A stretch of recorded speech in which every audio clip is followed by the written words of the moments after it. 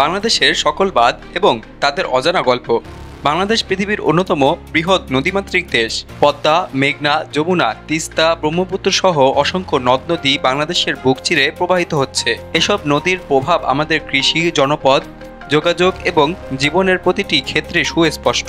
তবে এই নদীগুলোর উপকারিতা যেমন রয়েছে, তেমনি প্রতি বছর বন্যা, নদী ভাঙ্গন, লবণাক্ততার বিস্তার এবং চাষাবাদের বিঘ্নতাও ঘটে। এই সমস্যাগুলোর সমাধান এবং পানি সম্পদের সর্বোচ্চ ব্যবহার নিশ্চিত করার লক্ষ্যেই বাংলাদেশে গড়ে উঠেছে অসংখ্য বাঁধ, ব্যারেজ এবং বোল্ডার প্রকল্প। এসব বাঁধ জাতীয় নিরাপত্তার অংশ হয়ে উঠেছে। তিস্তা ব্যারেজ বাংলাদেশের অন্যতম আলোচিত এবং গুরুত্বপূর্ণ বাঁধ, যা নীলফামারীর ডোমরার উপজেলার তিস্তা নদীর উপর নির্মিত।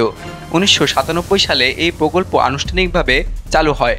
তিস্তা সেচ প্রকল্পের আওতায় প্রায় 54,000 হেক্টর কৃষিজমি সেচ সুবিধা পায়। তবে ভারতের তিস্তা পানির প্রবাহ বন্ধ করে দেওয়ায় ব্যারেজে পানি সংকট প্রায় সারা বছর লেগেই থাকে, ফলে কার্যকারিতা কমে যায়। তবুও উত্তরাঞ্চলের কৃষি এখনও এই প্রকল্পের উপর অনেকখানি নির্ভরশীল। পোল্ডার হলো নদীর তীরবর্তী এলাকায় বাঁধ দিয়ে পানি আটকে কৃত্রিমভাবে চাষাবাদ উপযোগী জমি তৈরি করা।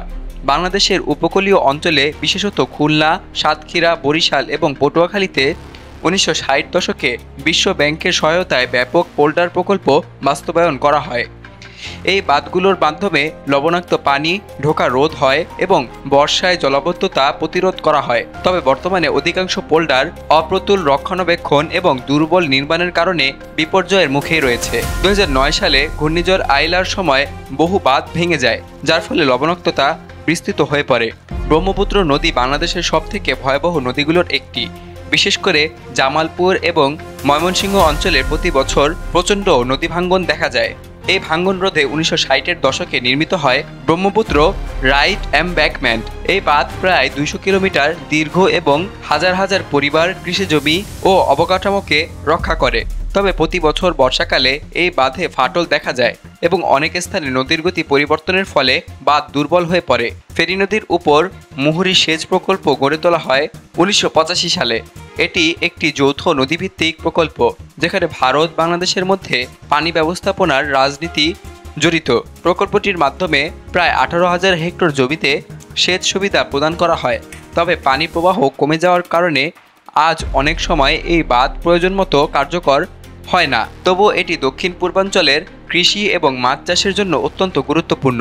বগুড়ার করতোয়া নদীর পাশে অবস্থিত মহাস্থানগড়ের ঐতিহাসিক স্থান রক্ষা করতে নির্মিত হয়েছে মহাস্থানগড় বাঁধ। এটি শুধুমাত্র একটি নদী প্রতিরক্ষা বাঁধই নয়, বরং বাংলাদেশের অন্যতম প্রাচীন পুরাকৃতিকে বন্যা এবং নদী ভাঙ্গন থেকে রক্ষা করার উপায়। বর্তমানে বাঁধটির সংস্কার এবং রক্ষণাবেক্ষণের প্রয়োজন রয়েছে, কারণ এটি ধীরে ধীরে দুর্বল হয়ে পড়ছে। সিলেট এবং সুনামগঞ্জ অঞ্চলের হাওর এলাকায় বর্ষাকালে জলাবদ্ধতা হয় এবং শুকনো মৌসুমে চাষাবাদের জন্য পানি দরকার হয়। এজন্য সুরমা ও কসরিয়া নদীর তীরবর্তী বাঁধ নির্মাণ করা হয়েছে।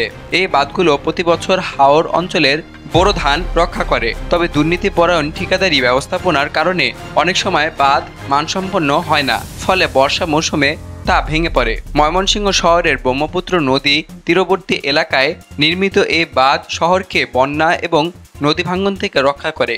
1980 দশকে নির্মিত এই বাঁধ বহু মানুষ এবং স্থাপনার জীবন রক্ষাকারী হয়ে উঠেছে।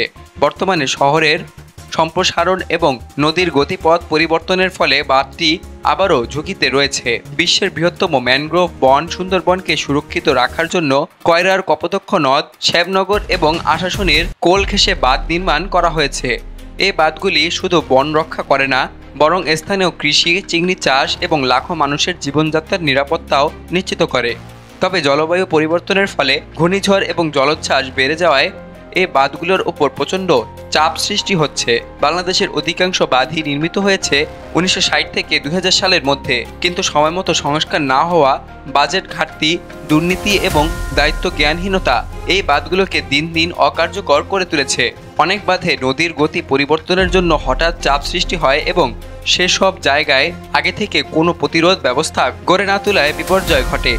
স্থানীয় জনগণের অংশগ্রহণ না থাকাও অনেক বাঁধ ব্যর্থতার অন্যতম কারণ। বাংলাদেশের বাঁধ ব্যবস্থাপনাকে আধুনিক এবং টেকসই করতে হলে ডিজিটাল মনিটরিং ব্যবস্থা চালু করা অতীব জরুরি। বাঁধগুলোর উপর উপগ্রহ ভিত্তিক পর্যবেক্ষণ, নিয়মিত সার্ভে, স্থানীয় জনগণের অংশগ্রহণ এবং দুর্নীতি নিয়ন্ত্রণের মাধ্যমে কার্যকর রক্ষণাবেক্ষণ নিশ্চিত করতে হবে। পাশাপাশি প্রাকৃতিক আরও বিস্তৃত করতে হবে উপকূলীয় এলাকায়। বাঁধ ব্যবস্থাপনার সঙ্গে পানি নিষ্কাশন, স্লুইস গেট নিয়ন্ত্রণ এবং কৃষি প্রযুক্তি একত্রে প্রয়োগ করতে হবে। বাংলাদেশের বাঁধসমূহ কেবলমাত্র নির্মাণ কাঠামো নয়, বরং এগুলো আমাদের খাদ্য নিরাপত্তা, জীবনমান, জীববৈচিত্র্য এবং জাতীয় স্থিতিশীলতার স্তম্ভ। সময়ের সাথে এগুলোর কার্যকারিতা বজায় রাখতে আমাদের আরও সচেতন, আধুনিক এবং দীর্ঘমেয়াদী পরিকল্পনায় অগ্রসর হতে হবে। কারণ নদী বাংলাদেশকে দিয়েছে জীবন, আর বাঁধ সে জীবনের রক্ষা কবচ।